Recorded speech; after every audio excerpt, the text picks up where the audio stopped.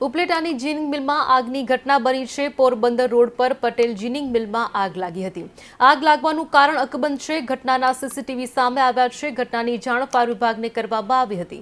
મહત્વનું છે કે ટીમે પાણીનો મારો ચલાવીને આગ પર સંપૂર્ણપણે કાબુ મેળવ્યો છે। ઘટનામાં લાખો રૂપિયાનું નુકસાન થયાના સમાચાર છે।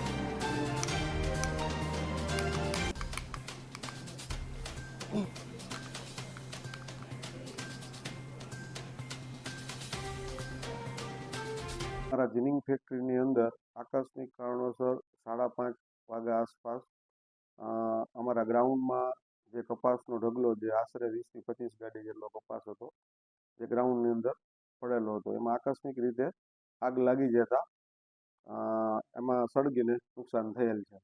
अमरा जीननो आखो स्टाफ अमरो ऑफिसनो आखो स्टाफ अने लोडरना ड्राइवरो बधा जे कपास हतो एने डिवाइड करी અને બે ઢગલાને અલગ કરી નાખ્યા અને પાણીથી આગ બુઝાવવા માટેના પૂરેપૂરા પ્રયત્ન કરી અને આગને કાબૂમાં લેવાના પ્રયત્ન કર્યા।